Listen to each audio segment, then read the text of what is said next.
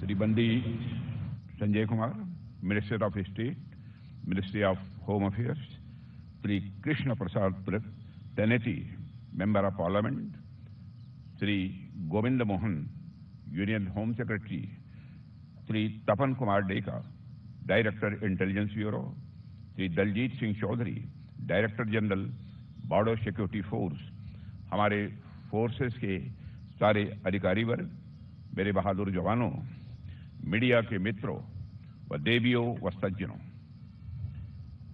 Police स्मृति दिवस पर आप सबके बीच आना यह हमारे लिए एक सुखद अनुभूति है। आज का यह दिन देश की सुरक्षा में अपने आप को समर्पित कर देने वाले हमारे पुलिस और सभी पैरामिलिट्री फोर्सेस के जवानों के त्याग को यह याद करने का दिन है। मैं इस मंच से भारत के नागरिकों की सुरक्षा में अपने प्राणों को आहूत कर देने वाले सुरक्षा बलों को श्रद्धांजलि अर्पित करता हूं। साथियों, समाज और पुलिस ये दोनों एक दूसरे पर समान रूप से निर्भर हैं। कोई भी समाज तभी शांति और प्रगति की ओर बढ़ सकता है जब उसके भीतर सुरक्षा, न्याय और विश्वास की भावना सुदृढ़ हो, और इन तीनों की जिम्मेदारी हमारे पुलिस बलों के कंधों पर होती है। इसके ठीक विपरीत यह भी उतना ही सत्य है कि पुलिस व्यवस्था तभी प्रभावी रूप से काम कर सकती है जब समाज के नागरिक पुलिस के सहयोगी के रूप में काम करते हैं और कानून का वह सम्मान करते हैं। जब समाज और पुलिस के बीच संबंध म्यूचुअल अंडरस्टैंडिंग और रेस्पॉन्सिबिलिटी पर आधारित होते हैं, तब समाज और पुलिस बल दोनों समृद्ध होते हैं। इसलिए यह बात जरूरी है कि दोनों के बीच एक संतुलित साझेदारी बनी रहे। जहां पुलिस संरक्षक की भूमिका निभाए, वहीं समाज उत्तरदायी नागरिक के रूप में अपनी भूमिका निभाए ताकि सुरक्षा व्यवस्था और मुस्तैद हो सके। साथियों, जब सुरक्षा की बात आती है तो किसी भी देश की सुरक्षा में दो कंपोनेंट्स देखने को मिलते हैं, एक्सटर्नल सिक्योरिटी और इंटरनल सिक्योरिटी। जहां तक एक्सटर्नल सिक्योरिटी की बात है तो उसके लिए हमारी सेनाएं मौजूद हैं, हमारे कोस्ट गार्ड्स मौजूद हैं, लेकिन इंटरनल सिक्योरिटी को कई एजेंसीज के साथ मिलकर हमारे पुलिस के जवान ही यह सुनिश्चित करते हैं। अगर सेना देश की रक्षा करती है तो पुलिस समाज की रक्षा करती है। सेना भारत की भौगोलिक अखंडता की रक्षा करती है तो पुलिस भारत की सामाजिक अखंडता की रक्षा करती है। साथियों, मैं स्वयं गृह मंत्री रह चुका हूं। मुझे बेहद नजदीक से पुलिस के कामकाज को देखने का अवसर मिला है।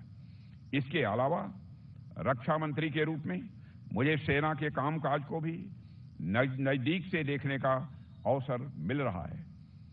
सेना हो या पुलिस, ये दोनों ही देश की सुरक्षा को के अलग अलग पिलर्स हैं। इसलिए मेरा यह मानना है कि दुश्मन कोई भी हो, चाहे सीमा पार से आए या हमारे बीच छिपा हो, जो भी व्यक्ति भारत की सुरक्षा के लिए खड़ा है वह एक ही आत्मा का प्रतिनिधि है। सेना और पुलिस में बस मंच अलग हैं, लेकिन इनका मिशन एक ही है, राष्ट्र की सुरक्षा। आज जब हम अमृतकाल में प्रवेश कर चुके हैं और हम 2047 तक विकसित भारत की तरफ देख रहे हैं, तो ऐसे समय में भारत की एक्सटर्नल और इंटरनल सिक्योरिटी दोनों का संतुलन पहले से कहीं अधिक जरूरी हो गया है। क्योंकि मैं पुलिस मेमोरियल डे पर आप लोगों के बीच यहां उपस्थित हूं, इसलिए मेरी बातचीत का केंद्र इंटरनल सिक्योरिटी और पुलिस पर ही होगा। साथियों, आज का दौर चुनौतियों से भरा हुआ है। एक ओर सीमाओं पर अस्थिरता है, दूसरी ओर समाज के भीतर नए तरह के अपराध, आतंक और वैचारिक युद्ध जन्म ले रहे हैं। आज अपराध की प्रकृति बदल रही है। हमारा समाज जितना मॉडर्न हो रहा है, क्राइम भी उतना ही ऑर्गेनाइज्ड, इनविजिबल और कॉम्प्लेक्स होता जा रहा है। पहले चोरी होती थी, डकैती होती थी, झगड़े होते थे, यही अपराध के स्वरूप थे। लेकिन आज क्राइम एक मल्टी डायमेंशनल फेनोमेनन बन गया है। अब अपराध केवल किसी व्यक्ति की प्रॉपर्टी या लाइफ पर अटैक नहीं करता, बल्कि वह हमारी प्राइवेसी, आइडेंटिटी और ट्रस्ट पर भी हमला करता है। एक जमाने में केवल पैसा चोरी होती थी, अब डाटा की भी चोरी होती है। कभी सिर्फ घर में सेंध लगती थी, अब सिस्टम में भी हैकिंग होती है। ये सब मॉडर्न क्राइम के बदलते स्वरूप हैं। हालांकि एक बात यह भी है कि अपराध का रूप भले ही बदल गया हो, लेकिन उसका उद्देश्य नहीं बदला है। उसका मकसद आज भी वही है, समाज में अव्यवस्था पैदा करना, विश्वास को कमजोर करना और राष्ट्र की स्थिरता को चुनौती देना। साथियों, इन्हीं अदृश्य खतरों से हमारी पुलिस हर दिन लड़ रही है, बहादुरी के साथ लड़ रही है। आज पुलिस को सिर्फ अपराध से नहीं, बल्कि परसेप्शन से भी लड़ना पड़ रहा है। एक तरफ अपराध रोकना लॉ की डिमांड है, वहीं दूसरी तरफ समाज में ट्रस्ट बनाए रखना एक मॉरल ड्यूटी भी है। यह बड़ी अच्छी बात है कि हमारी पुलिस अपनी ऑफिशियल ड्यूटी के साथ साथ अपनी मॉरल ड्यूटी को भी बहुत अच्छे तरीके से निभा रही है। अगर लोग रात को चैन से सो पाते हैं तो इसलिए कि उन्हें विश्वास होता है कि सीमा पर सेना है और गली मोहल्ले में सभी जगह पुलिस हमारी तैनात है। यह विश्वास ही सुरक्षा की सबसे बड़ी परिभाषा है। यह विश्वास ही देश की स्थिरता की यह पहली शर्त है। आज देश के नागरिकों को भरोसा है कि अगर मेरे साथ कुछ गलत हुआ तो पुलिस खड़ी होगी। यह जो भरोसा है, यही हमारे देश की स्थायित्व की नींव है। साथियों, जब हम देश की आंतरिक सुरक्षा की बात करते हैं तो हमारे आंतरिक सुरक्षा के समय जो एक और बड़ी चुनौती एक लंबे समय तक रही है, उस पर भी मैं आपका ध्यान दिलाना चाहूंगा। एक लंबे समय तक नक्सलवाद हमारी आंतरिक सुरक्षा के लिए समस्या रहा है। एक समय था जब छत्तीसगढ़, झारखंड, ओडिशा, आंध्र प्रदेश, तेलंगाना, महाराष्ट्र, इन सभी राज्यों के कई जिले नक्सलवाद से प्रभावित थे। गांवों में स्कूल बंद थे, सड़कें नहीं थीं और लोग भय में जीते थे। लेकिन हमने ठान लिया कि इस समस्या को आगे नहीं बढ़ने देंगे और हमारी पुलिस, सीआरपीएफ, बीएसएफ, सारी पैरामिलिट्री फोर्सेस और स्थानीय प्रशासन ने मिलकर जिस तरह संगठित तरीके से काम किया, वह काबिले तारीफ है। साथियों, पिछले कई वर्षों के हमारे सम्मिलित प्रयास अब फलीभूत हो रहे हैं। पूरे देश को अब यह भरोसा हो गया है कि अगले वर्ष तक इस समस्या का नामो निशान नहीं रहेगा। आपकी जानकारी के लिए बता दूं, इस वर्ष भी कई शीर्ष नक्सलियों का खात्मा किया जा चुका। Left wing extremism affected districts की संख्या भी अब बहुत ही कम बची रह गई है और वह भी अगले वर्ष मार्च तक खत्म हो जाएगी। साथियों, जो क्षेत्र पहले नक्सलियों से के आतंक से कांपते थे, आज वहां रोड्स, हॉस्पिटल्स, स्कूल्स और कॉलेज पहुंच चुके हैं। जो क्षेत्र कभी नक्सल हब हुआ करते थे, आज वो एजुकेशनल हब बन रहे हैं।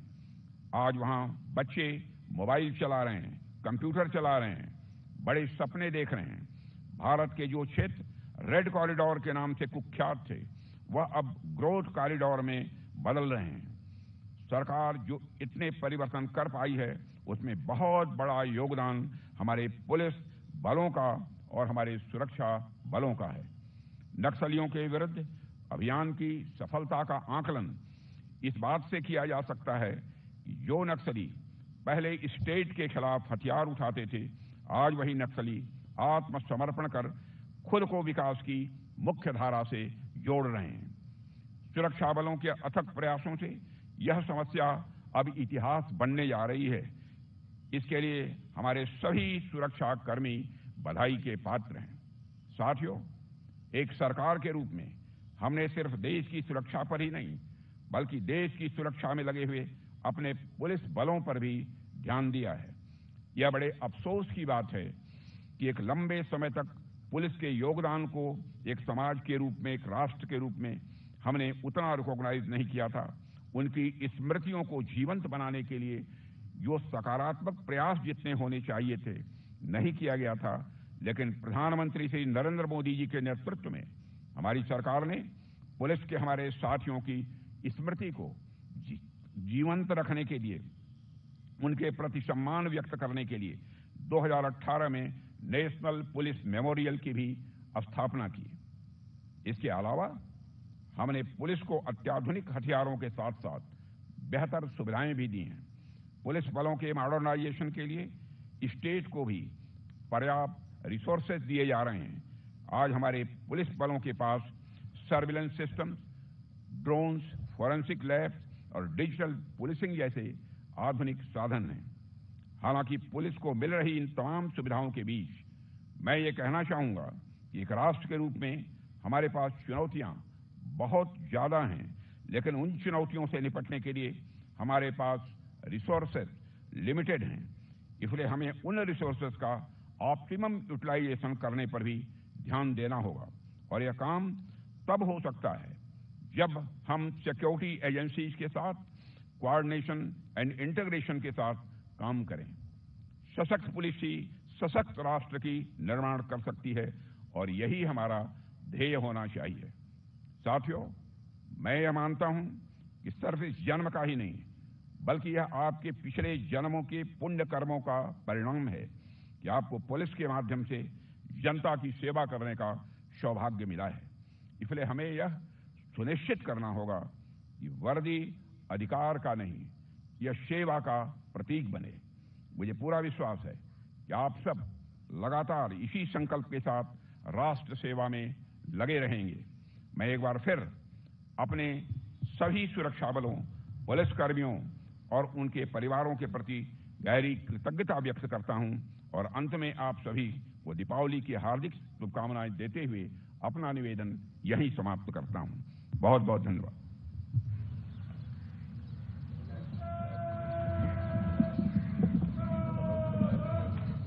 और अब माननीय मुख्यमंत्री महोदय समग्र